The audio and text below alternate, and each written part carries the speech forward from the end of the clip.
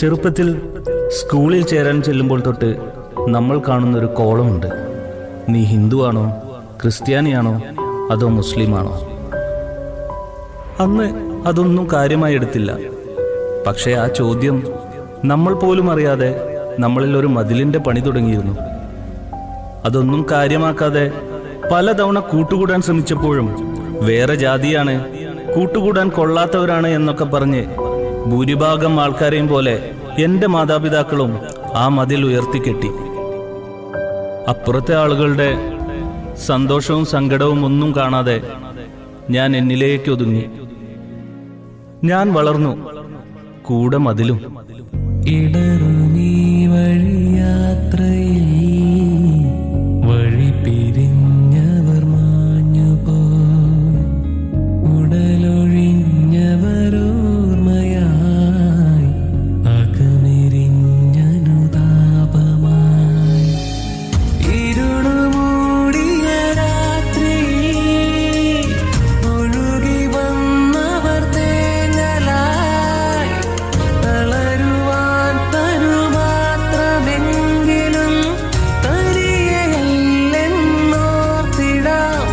ഉണരാം ഉഷസായി വയനാടിനു കാവലായി, കനിവിൻ ചിറകായി പടരാം കൈത്താങ്ങുകളായി, ഉയരാം തണലായി ഉണർവേകാം സാന്ത്വനമായി. ജൂലൈ 30, 2024. അന്ന് ഞങ്ങളുടെ നാട്ടിലൊരു മഴ പെയ്തു. മഴയല്ലേ, എല്ലാവർക്കും ഇഷ്ടമല്ലേ? സന്തോഷത്തോടെ ഞാൻ ഓടി മുറ്റത്തേക്ക് ഇറങ്ങി.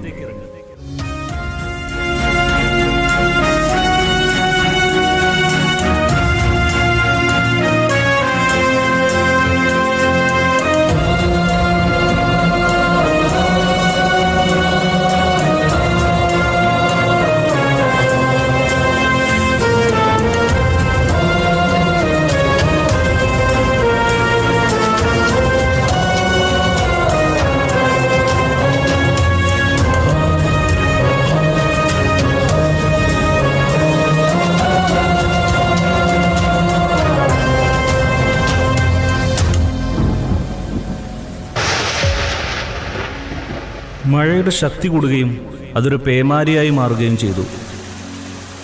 ഞങ്ങളിൽ പ്രത്യാശ നഷ്ടപ്പെടുകയായിരുന്നു. ഞങ്ങൾ പരസ്പരം ചേർത്ത് പിടിച്ചു. കണ്ണുകളിൽ കണ്ണുനീരും മഴവെള്ളവും വന്നു നിറഞ്ഞു.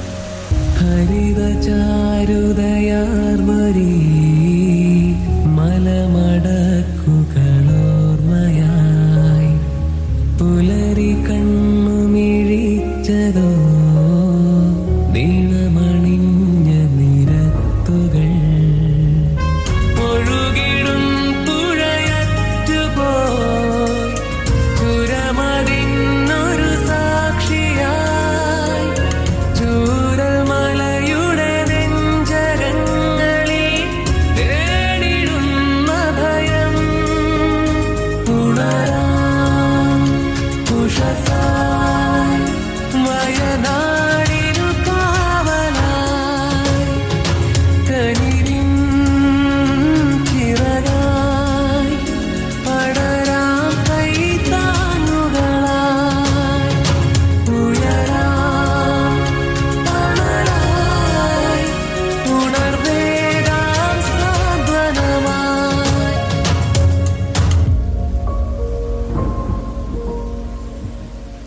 പിന്നെ അവിടെ വലിയൊരു ശബ്ദം കേട്ടു.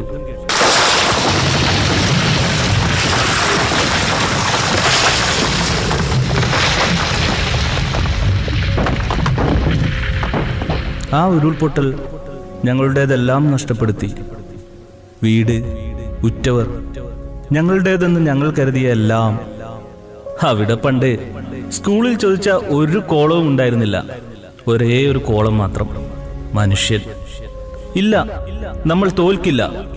ഇത് കേരളമാണ്, ദൈവത്തിൻ്റെ സ്വന്തം നാട്.